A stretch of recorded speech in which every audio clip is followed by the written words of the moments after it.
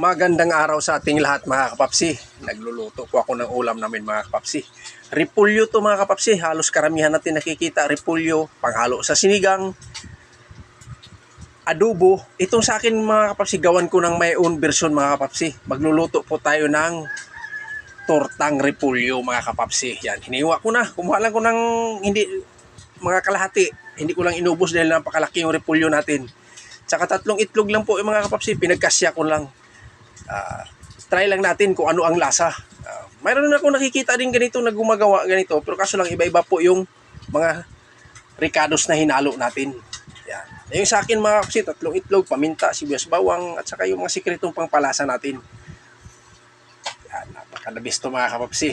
Hitsura pa lang, sigurado mapaparami na naman tayo ng kain nito mga kapapsi. Tapos yung kanin natin hindi gaano mainit, ay sigurado mapaparami na naman talaga. Yan, tortang repolyo mga kapapsi. Yan. Oh, ang ganda ng quality niya mga kapapsi. Oh. Pulang-pula. Oh, tingnan mo. Sino bang hindi matatakam yan mga kapapsi? At saka gagawan ka ng magandang sausawan. Diyos, doon banata ng magandang sausawan. Lalong mapaparami ka ng kain mga kapapsi. Yan. Hiniwa ko na kanina mga kapapsi. Nakita naman yung hiniwa ko siyang maliliit. Hindi ko na masyadong dinamihan kasi 3 piraso lang yung itlog natin. Masubrahan niya naman sa dami. Baka mawala ng lasa. Yan. Mayroon pa kong kalahati na tira mga kapapsi. Yan.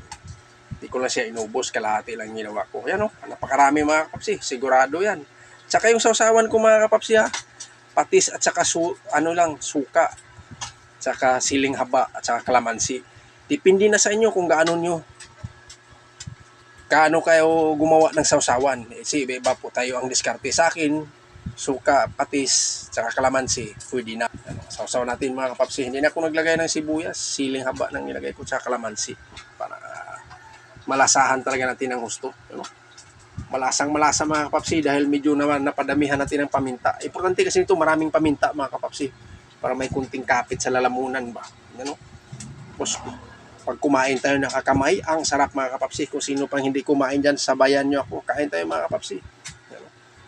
Inuunti-unti ko na lang yung pagkuha yung repolyo mga kapapsi. Siyempre, first time natin nakakain ng ganyan. Parang natatakam tayo. Kaya sabi ko magluto ako at saka ibahin ko na naman uli.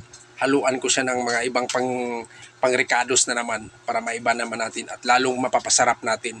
Yan nga, repolyo itlog lang. At saka mga pang-aromatics, napakalasa na. Ay lalo na pag dadagdagan pa natin yan. Yun. Ulitin ko po mga kapapsi, tortang repolyo. Pagkaing probinsya o pagkain ng mga taong mahihirap. Katulad sa akin mga kapapsi. Yan, nasanay tayo sa mga ganyang gulay na mga pagkain. Oo, dahil mainit ang panahon mga kapapsi, pas muna tayo sa mga karni. Kailangan magulay muna tayo ng gulay. Dahil dito sa amin, sa Manila, napakainit mga kapapsi. Sobrang init dito. Kaya sabi ko, pahinga muna tayo sa karne. Kahit mga 1 linggo, 1 beses lang tayo magkarne. Kaya, dito tayo sa repolyo ko. Kasi may repolyo akong malaki, 1 piraso. Kung gawan natin to. Gusto ko nga adobo sardinas. Ay sabi ko, ibahin natin. Ibahin na naman natin yung luto. Mayroon akong naisip kung gaano natin papasarapin yung repolyo niyan. Yan. Alam mo yung repolyo, 1 plato mga kapapsi. Pero sigurado, baka maubos ko pa yun. Dahil napakalasa. Yan o, pati daliri ko, hinahamuyan ko na mga kapapsi, dinidilaan ko na. Dahil napakalasa. Yan. Yan lang po mga kapapsi, hanggang dito na lang po. Maraming salamat. Yan o, kunti na lang mga kapapsi sa lahat ng tulong at suporta nyo sa akin. Bye-bye.